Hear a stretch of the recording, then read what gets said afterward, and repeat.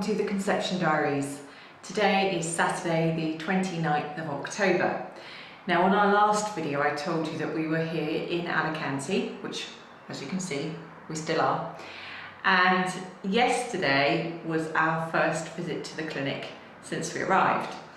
Now that visit was for Ross to give his sample and for our egg donor to come in and be punctured so they could harvest her eggs, collect them from her.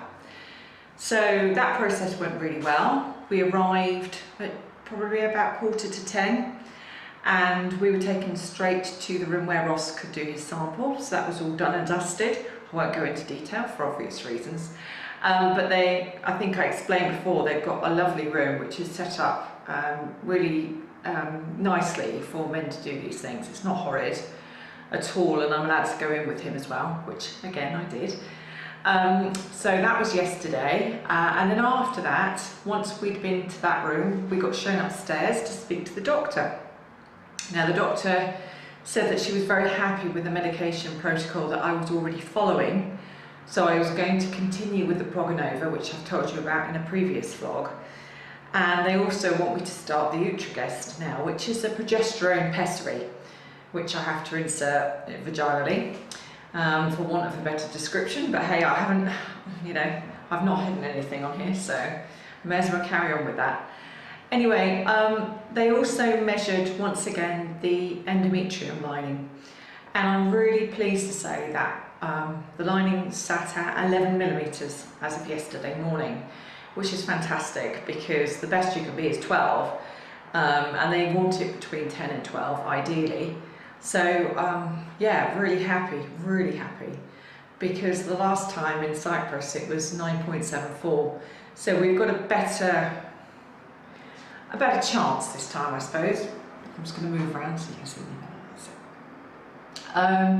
So yeah, so that was yesterday morning, and once we'd done that we went down the stairs and we waited around a little bit because we wanted to talk to their publicity lady. She'd asked to speak to us. I think they're going to be recording a testimonial with us when we're there next week. And then what happened? Oh yeah, we got shown into a room with the embryologist who explained the whole process to us. And I have to say that I now understand properly the difference between IVF and ICSI. And they do a combination of both, so they do sort of 50-50. So that happened yesterday, and then once we sat in the waiting room waiting for our taxi, Ross also thinks he might have seen our donor, and I know who he meant because I caught a glimpse of her too. We don't know that for certain, but it's sort of comforting to know who it is, if you know what I mean. And then once we finished at the clinic, we got a taxi cab back home, or back to the hotel, and spent some time in the sun, so that was brilliant. Anyway, carrying on from there, this morning we were very happy to receive an email from the clinic to say that they'd collected 13 eggs, 12 of which were mature and 11 have fertilised, which is wonderful news. So now we're willing them on to grow. They're going to update us on a daily basis as to how the embryos are doing. And they guarantee us on this system 3 blastocysts. And if we don't get that many, then they make sure we get that many, basically. They do another round, which is great. And then once everything's ready, we're looking at going, once again, it's the day we travel home. That's going to look like the day of the transfer. But they said it happens all the time. I'm not worried about it.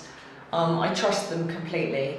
They keep explaining things to us very thoroughly, especially when we're there. It's harder to understand on email, but when we're actually at the clinic, they sit down and they go through things, and it's much easier to understand.